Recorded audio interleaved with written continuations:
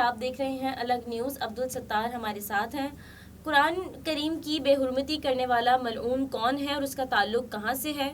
طیب اردوان کے بیان کے بعد سویڈش حکومت خوفزدہ کیوں ہے؟ OIC کے ہنگامی اجلاس میں کیا ہوا؟ آپ کو بتائیں کہ گزشتہ دنوں سویڈن کے دارالحکومت اسٹاک ہوم کی مسجد کے باہر عید الاضحیٰ کے روز قرآن پاک کو نذر آتش کرنے اور بے حرمتی کرنے کا واقعہ پیش آیا تھا، جس کے بعد دنیا بھر میں مظاہروں کا سلسلہ جاری ہے. اس واقعے کے بعد OIC کا بھی اجلاس ہوا جس میں کہا گیا کہ قرآن پاک کی بے حرمتی کے واقعات کو روکنے کے لیے اجتماعی اقدامات کی ضرورت ہے. عید قربان کا پہلا روز جب فرزندان اسلام عید الاضحیٰ منا رہے تھے، سویڈن سے خبر آئی کہ وہاں سویڈن کی ایک مسجد کے باہر قرآن پاک کی بے حرمتی کی گئی. اس کے اوراق کو، قرآن پاک کے اوراق کو نذر آتش کیا گیا. عالمی میڈیا کے مطابق 37 سالہ جو عراقی سلوان مومیکا جس نے یہ بے حرمتی کی، کئی سال قبل وہ شخص عراق سے سویڈن فرار ہو گیا تھا.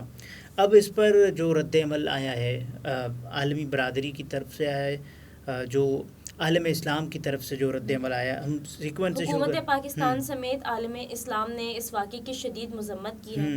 حکومت پاکستان سے شروع کرتے ہیں. حکومت پاکستان کا آفیشیل اسٹانس کیا ہے اس پر، اور اس کے بعد پھر مسلم ممالک پر آتے ہیں، اس کے بعد پھر OIC پر آتے ہیں. قائم مقام صدر صادق سنجرانی کہتے ہیں کہ اس واقعے کی جتنی مذمت کی جائے کم ہے، اور انہوں نے کہا ہے کہ وہ قرآن پاک کی بے حرمتی پر عالمی پارلیمان کو خط بھی لکھیں گے. ان کا ایک لمبا چوڑا لیٹر آیا جس میں وہ کہتے ہیں کہ قائم مقام صدر صادق سنجرانی صاحب کہتے ہیں کہ تمام عالمی پارلیمانوں کو خصوصی خط لکھوں گا، ان کو بھی اپنا کردار ادا کرنا ہوگا. عالمی برادری نوٹس لیتے ہوئے ایسے واقعات کی روک تھام کے لیے کردار ادا کرے. صدر صاحب کہتے ہیں، قائم مقام صدر صاحب کہتے ہیں کہ تمام عالمی پارلیمانوں کو خصوصی خط لکھوں گا. اور اس کے ساتھ ساتھ وہ یہ کہتے ہیں کہ قرآن پاک کی بے حرمتی کی جتنی مذمت کی جائے، جو آپ نے بات کی، کہ اتنی کم ہے. اس واقعے سے تمام عالم اسلام کے جذبات کو ٹھیس پہنچی ہے. آزادی اظہار رائے کی آڑ میں مسلمانوں کے جذبات کو مجروح نہیں کیا جا سکتا اور اس کی اجازت نہیں دی جانی چاہیے. ان کا یہ بھی کہنا ہے کہ عالم اسلام کے جو پارلیمانوں ہیں ان کو تجویز دیتا ہوں کہ ہنگامی اجلاس طلب کیا جائے. عالم اسلام کے بین الاقوامی فورمز پر بھی اس واقعے کی بھرپور مذمت کی جائے. سویڈن کی حکومت کو خود بھی اس واقعے پر فوری ایکشن لینا چاہیے. اس کے علاوہ قائم مقام چیئرمین سینٹ یعنی کہ قائم مقام صدر پاکستان وہ کہتے ہیں کہ اس واقعے پر جو عالم اسلام کو جو ٹھیس پہنچی ہے، آپ یہ تو نہیں کہہ سکتے نا کہ صاحب یہ آزادی اظہار رائے ہے اور ہمیں یہ آزادی ہونی چاہیے کہ کسی کی بھی مقدس کتاب کو ہم یا اس کے جو نسخے ہیں یا اوراق ہیں ان کو نذر آتش کر دیں.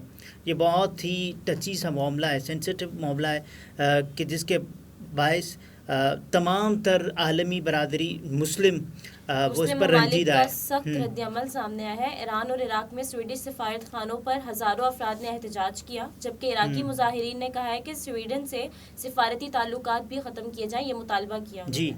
اس کے علاوہ جو ہے ترک صدر نے کہا ہے کہ ہم اشتعال انگیزی اور دھمکیوں کی سیاست کے سامنے نہیں جھکیں گے. مصر نے بھی اس واقعے کی مذمت کی ہے اور تمام مسلم ممالک ہی اس واقعے کی مذمت کر رہے ہیں. اچھا، متحدہ عرب امارات کا بھی موقف آ گیا ہے. عراق نے سویڈن کے سفیر کو طلب کر کے احتجاج ریکارڈ کرایا ہے، جبکہ فلسطین نے اس واقعے کو انسانی حقوق کی خلاف ورزیوں میں سے ایک خلاف ورزی قرار دیا ہے.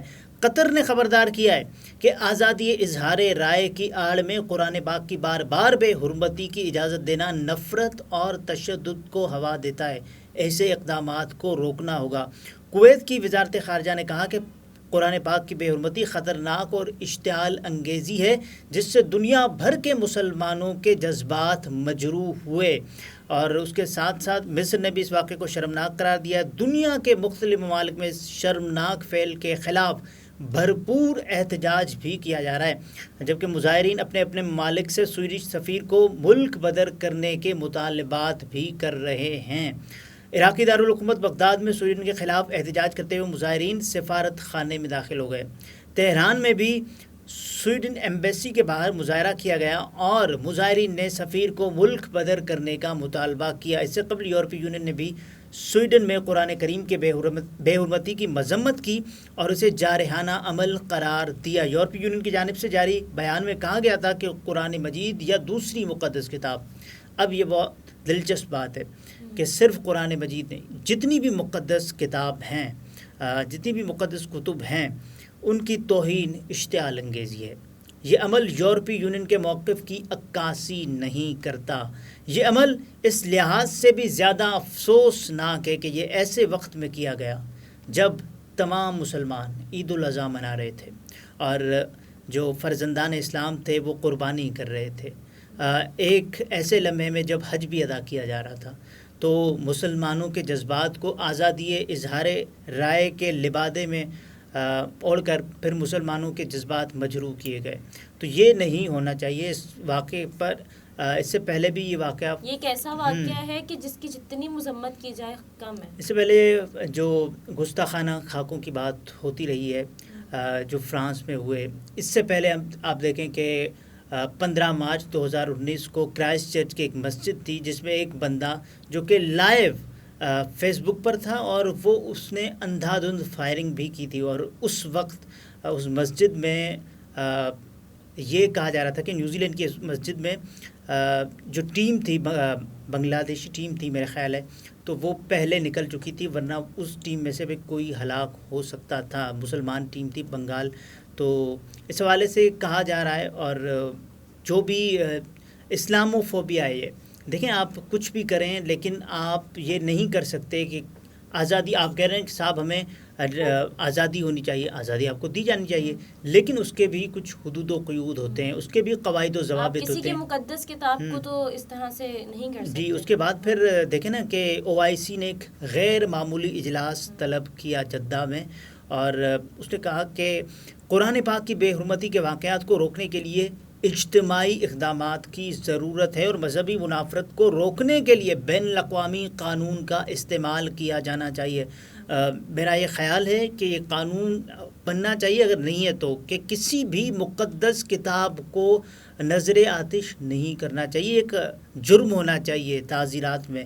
سویڈن میں قرآن پاک کی بے حرمتی کے واقعے کے بعد جدہ میں OIC کے بلائے گئے ایک غیر معمولی اجلاس کے بعد جاری بیان میں تنظیم کے سیکرٹری جنرل حسین برہیم طہا نے کہا کہ ہمیں بین الاقوامی قانون کے فوری اطلاق کے حوالے سے عالمی برادری کو مسلسل یاد دہانی کرانی چاہیے جو واضح طور پر مذہبی منافرت کی کسی بھی وکالت کو منع کرتا ہے. اب اس کی کوئی جسٹیفیکیشن نہیں ہے نا کہ آپ نے قرآن کے جو نسخے ہیں ان کو نظر آتش کیا.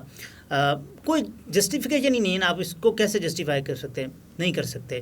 انہوں نے ایک واضح پیغام بھیجنے کی ضرورت پر زور دیتے ہوئے کہا کہ قرآن پاک کے نسخوں کی بے حرمتی اور ہمارے پیارے نبی حضرت محمد مصطفیٰ صلی اللہ علیہ وسلم کی شان میں گستاخی کرنا محض اسلاموفوبیا کے معمولی واقعات نہیں ہیں.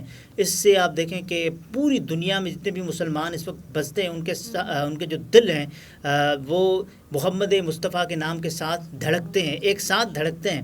اور OIC جنرل سیکرٹری نے کہا کہ میں رکن ممالک سے مطالبہ کرتا ہوں کہ وہ قرآن پاک کی بے حرمتی اور ہمارے پیارے نبی حضرت محمد مصطفیٰ صلی اللہ علیہ وسلم کی توہین کے واقعات کو روکنے کے لیے متحد اور اجتماعی اقدامات کریں.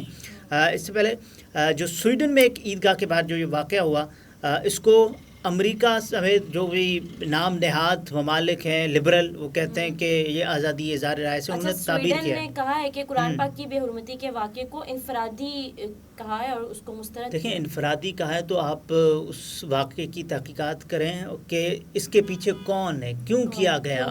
اور ایک ایسے یہ ایک ویل انجینئرڈ، ویل کوریوگرافڈ اور ویل آرگنائزڈ، مجھے لگتا ہے ویل آرکیٹیکٹڈ. بلکہ دیکھیں کہ ایک جگہ پر جب پوری مسلم امہ اکٹھی ہے، عید الاضحیٰ منا رہی ہے، حج کا فریضہ سر انجام دیا جا رہا ہے، جس میں دنیا بھر سے لاکھوں مسلمان ہیں وہ حج ادا کرنے سعودی عرب میں موجود ہیں، ایک ایسے وقت میں اس کے بعد پھر عید کا روز، عید قربان کا دن، وہاں آپ ایک، اور وہ آپ کہاں کرتے ہیں؟ مسجد کے باہر کرتے ہیں، تاکہ جو اشتعال ہے وہ بڑھ سکے، لوگوں کے دل دکھ سکیں.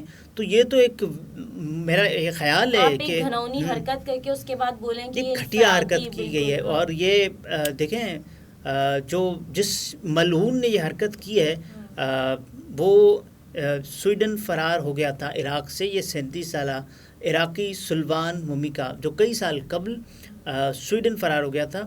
عید کے مقدس دن، عید کے روز مقدس ترین کتاب کی جو بے حرمتی کی ہے وہ انجسٹیفائڈ ہے.